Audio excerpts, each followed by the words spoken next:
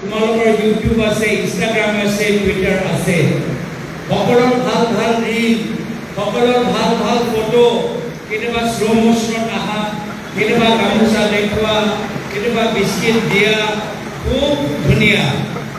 ফিল্মফেয়াৰৰ বঁটা সকলোৱে পাব পাৰে। কিন্তু আমাৰ অসমৰ এতিয়া যিখিনি বিষয়, যিখিনি গুৰুত্বপূৰ্ণ বিষয়, যি আমাৰ বিভিন্ন জিলা যুৱ কংগ্ৰেছ উত্থাপন কৰিছে, কোকৰাঝাৰত কি সমস্যা আছে, মাজুলীত কি সমস্যা আছে, তিনিচুকীয়াত কি সমস্যা আছে, আমাৰ ৰাইজৰ বিষয়বোৰ আমি সামাজিক মাধ্যম যোগেদি আমি দেখাব পৰা নাই। আমাৰ স্থানীয় বিজেপি দলৰ কি ধৰণৰ কেলেংকাৰী, কি ধৰণৰ গুণ্ডামি, কি ধৰণৰ অহংকাৰী আৰু অত্যাচাৰ, আমি সেইখিনি কাম সামাজিক মাধ্যম যোগেদি আমি মানুহৰ মাজত আমি লৈ যাব পৰা নাই। তো মনত ৰাখিবা, সামাজিক মাধ্যম মাত্ৰ নিজৰ কাম প্ৰচাৰ কৰা মাধ্যম নহয়, আমাৰ অসমৰ জনসাধাৰণৰ মূল সমস্যা আৰু বিজেপি চৰকাৰৰ তেওঁলোকৰ কেলেংকাৰী বিফলতা প্ৰচাৰ কৰা এটা মাধ্যম। তো সেইকাৰণে তোমালোকে জোৰ দিবা যে আজি কেনেদৰে যোৰহাটত বিজেপি দলৰ নেতা গুণ্ডামি চলি আছে। আমি সকলোৱে আজি দেখা পাইছো যে আজি চৰকাৰী আঁচনিৰ তালিকা এতিয়া অসমৰ জনসাধাৰণ নহয়, এতিয়া বিজেপি চৰকাৰৰ মন্ত্ৰী আৰু বিধায়কৰ পৰিবাৰ এতিয়া সোমাই আছে।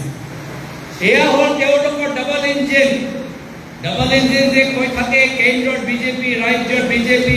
হয়, তোমালোকৰ ডাবল ইঞ্জিন চৰকাৰ আছে, কিন্তু এই ডাবল ইঞ্জিন চৰকাৰ লৈ তোমালোকে দুখীয়া মহিলাক 1000 টকা লোৱা আৰু তোমালোকৰ ঘৰৰ পৰিবাৰে 50 লাখ টকা তোমালোকে চৰকাৰী আঁচনি প্ৰদান কৰিছে। তো এইখিনি বিষয়বোৰ কোনে উত্থাপন কৰে? আজি আমি যুৱ কংগ্ৰেছ কৰিছো, সংগঠন কৰিছো, পঞ্চায়ত বা বিধানসভাত কেইটামান লাগে, নিশ্চয় সংগঠনৰ ভিতৰত আৰু প্ৰাথমিকতা লাগে, গুৰুত্ব লাগে, মৰম লাগে, নিশ্চয়। কিন্তু আটাইতকৈ গুৰুত্বপূৰ্ণ হৈছে যে আমি নিজৰ জিলা সমস্যাবোৰ উত্থাপন আমি যুৱ কংগ্ৰেছৰ মঞ্চৰ পৰা আমি কিমান বাৰ উঠাইছো, আৰু এইটো প্ৰদেশ কংগ্ৰেছক নিয়ন্ত্ৰণ কৰিব লাগিব। সেইখিনি কথা আমাৰ প্ৰদেশ, আমাৰ যুৱ কংগ্ৰেছ আৰু প্ৰদেশ কংগ্ৰেছৰ মাজত আমাৰ অলপ মিলন হ'ব লাগিব, কোঅৰ্ডিনেশ্যন হ'ব লাগিব। এতিয়া আমাৰ কোকৰাঝাৰ বা বিটিআৰ অঞ্চলৰ যুৱকজনে ক'লে যে কেনেদৰে এখন বিজেপি চৰকাৰ বিটিআৰ মানুহক চুক্তি দিয়াৰ পিছত চুক্তি যিখিনি কথা কৈছে এতিয়ালৈকে তেওঁলোকে পালন কৰা নাই।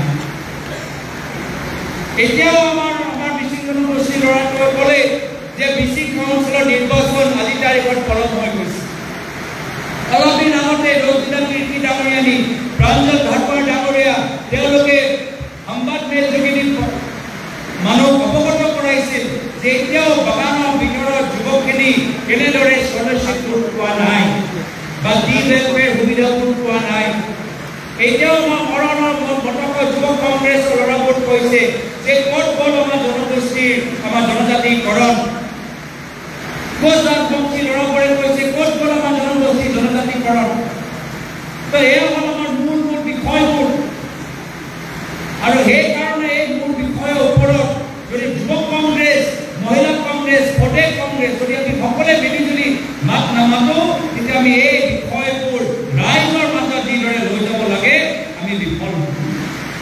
সেইকাৰণে অলপ ভাল লাগিছে যে সেইদিনা মহিলা কংগ্ৰেছে তেওঁলোকে শিৱসাগৰত গৈ তেওঁলোকে ধৰ্ণা দিছে, যুৱ কংগ্ৰেছ ধৰ্ণা দিছে, লখিমপুৰৰ নলবাৰীত জিলা কংগ্ৰেছে ধৰ্ণা দিছে।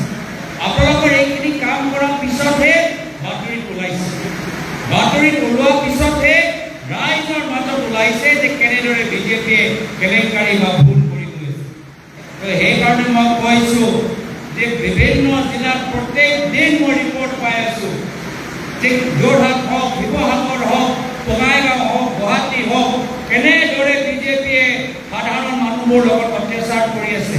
কিন্তু প্ৰত্যেকবোৰ বিষয় আমি কেন্দ্ৰভাৱে আমি উত্থাপন কৰিব নোৱাৰোঁ, কিন্তু জিলা পৰ্যায়ত তোমালোকে উত্থাপন কৰিব পাৰা।